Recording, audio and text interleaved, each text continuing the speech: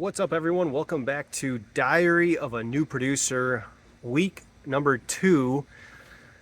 Thanks for joining me. My name is Mike Salas. I am the host of the Max Revenue Show, and this is, again, our special series where we are following along a new producer and what they're going through on a week-by-week basis. Again, to remind you, I am basically the mentor manager of this new producer, so I thought it'd be an interesting series to shoot for anyone new out there who is producing or mentoring and managing, just to give you a real look behind the curtains at what people go through, right? What are some of the challenges they face, and hopefully you find it helpful. So week 1 was last week. Week 2 is starting this week, and we just had our weekly call. I like to do them Monday mornings. I think the guy I'm working with does as well. If you're a manager or mentor, find a day that works best for you. I think it's important to check in at least weekly. Now, last week we did talk beyond just our weekly call, and we did probably 3 or 4 other calls where we ended up talking, right? So be very available, be accessible. I think, that's going to pay dividends. Don't just let your person or producer that you're mentoring feel like they have to come to you at scheduled times.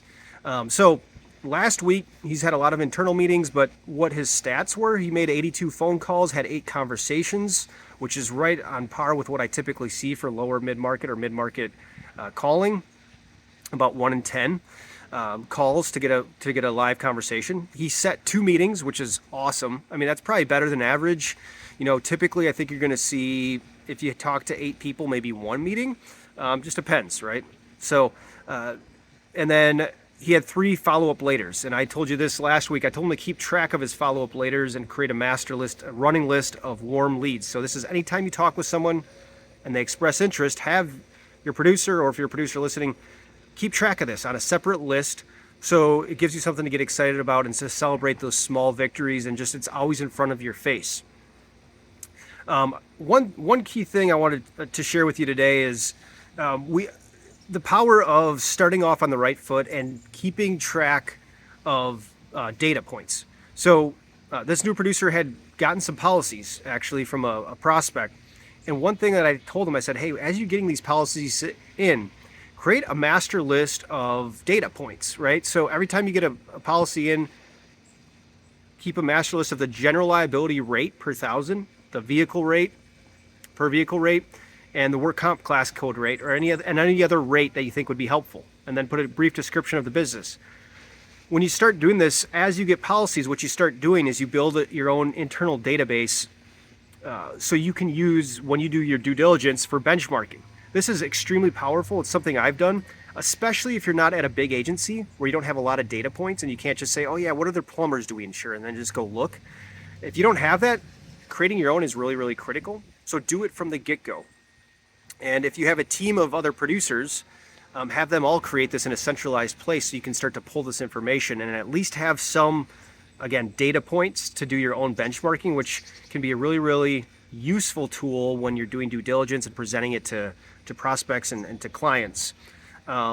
So, this week, what we really talked about was kind of his first meetings he has coming up. He has 2 first meetings and how to approach those. He's going to be using the first meeting outline that I've kind of developed, and we've hyped here on the Max Revenue Show. If you're part of our producer course, if you purchase the course, we have that outline is provided to you. So we've kind of talked through that outline and how to use that as a guide. He did ask about some PowerPoints. And I encouraged him to keep the first meeting very conversational, no PowerPoints, no presentations. Should be about 15 minutes, but have that script just printed out, ready to go as a guide, right? Not you're reading from it, but just a guide to make sure you kind of stay on track. And that will be super, super helpful. One document he brought up that I think is good to know about is the insurance game document. Basically, this is where you show the producer, and then you show maybe the A carrier, B carrier, C carrier, and you kind of give them pictorial diagram to show how the game works. So I have a video on our channel where I show this and how to draw it out for a client. But if you're over the phone, if you want to have make one yourself if your agency doesn't provide it. It's very simple, but it can help serve as a really, really good visual for your clients and prospects, especially in a first meeting when you're explaining how the game works. So yeah, I would say from a manager's perspective, I'm pumped. I'm happy. I had a big hand in hiring this person, a lot of influence. The reason, again, I hired him is I saw he was very self-sufficient. He had drive. I didn't need to be kind of lighting a fire underneath him. And I think you want to be hiring those producers that don't need to be managed, but just want to be mentored, right?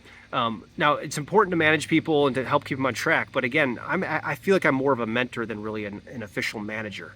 So yeah, I'm excited. He's had a great first week. Will every week be like this? I don't think so in terms of meetings set. But we talked again this week about staying consistent. And so all he did last week was on Friday send me overall his, how his weekly stats were. I had that to look through, and then we had the call today. And on this call today, I just talked through what went well. He talked me through the meetings he had set up, how those conversations went, what he's planning on talking to them about, and then had a couple questions on resources and some other things like I'd mentioned in a first meeting of what to say and like that. So yeah, that was week 1 is in the books. This is the start of week 2, and the goals for this week are just to stay consistent. That 40 calls a day, 200 for the week. I think he'll get closer to that now that he has a lot of those internal meetings done and the administrative stuff set up. So yeah, here's to week 2. We'll be back for week 3 next week.